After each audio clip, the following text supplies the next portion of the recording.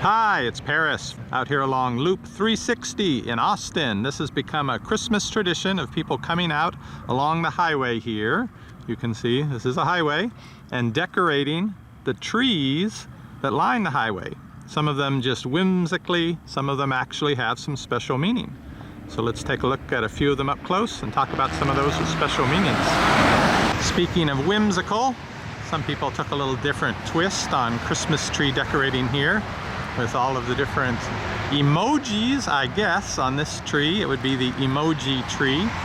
Most people go with something more traditional, with some garland, some bulbs. Now you can put lights on the trees, but of course they'd have to be solar powered or some kind of battery powered because there's no electricity out here to plug them into.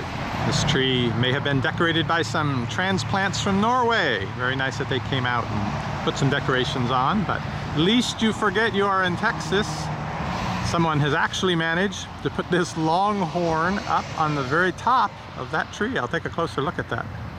About this tradition of decorating the trees right here along the highway on Loop 360, it started years ago. I remember it when we first moved to Austin, I think about 15 years ago. Soon after that, or around that time, it got started.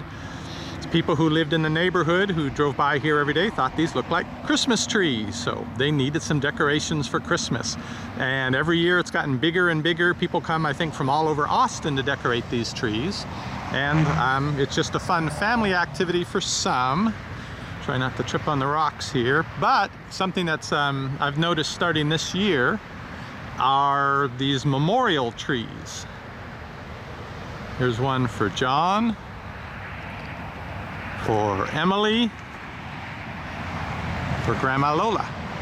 And another tree that I've heard of this year, but I haven't found it yet, is one that's all decorated in gold. And that's started by a woman who lost her son, I think he was 10 years old, to cancer. And so she put up that tree sort of as a memory of him, but she offered to put bulbs on it with the names of other children who had cancer on that tree as well. And last I heard, it had over 800 people who had asked to have their children's names put onto that tree. Now there's no organizing committee for this or any place you can go to find out what's allowed, what's not allowed. It's just sort of the rules of the city about traffic and about littering. The police haven't ticketed people for doing this. They do strongly encourage the people who decorate the trees to come back and take the decorations down after Christmas. Of course, with the storms that may come through, some of these may get blown all over the ground. So last year, the Boy Scouts had several troops that came out and cleaned this area up after Christmas. Okay, I said I would find a longhorn tree. Took a little climbing, but here it is. Well, I'm up here. Let me show you the view. This is out on basically the edge of the hill country, part of central Texas. Very pretty, very hilly. There's actual streams and rivers here. And this highway, Loop 360, which was built to relieve congestion in Austin, that loops around sort of the main part of Austin, but which in itself now has lots of traffic jams every day too. And here I found on the front of the tree, this is called Ray Ray's Pledge Tree, and it has to do with not leaving kids in cars. I like this tree because it reminds me of Santa. It's sort of jauntily moving underneath the weight of all the ornaments, and I'm thinking in this case it was probably kids, Oliver and Maddox, who came and helped to decorate it. Here's the angel tree and the bumblebee tree. Is this clever or what? They've taken these black plastic jugs with some yellow tape and a little bit of white material, and it looks like it has bees on it. I love this one.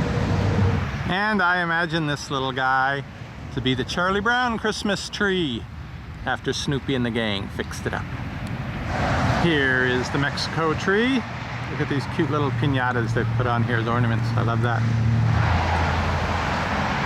Someone with an entrepreneurial bent has come and decorated this trees. I think they have something to do with shoes. I'm not sure.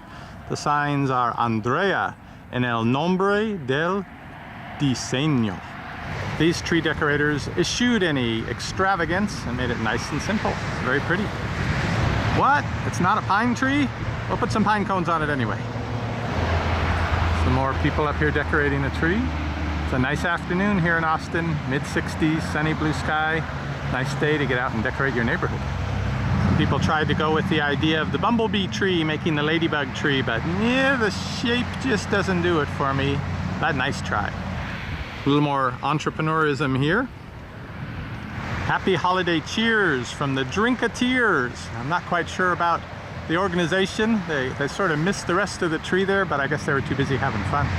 All right, everyone, when you have a lot of shoes, you hang them on a shoe tree. Yes, we have the shoe tree here. Not quite sure what the can tie-in is, but I think that was just supposed to be something that looks like garland.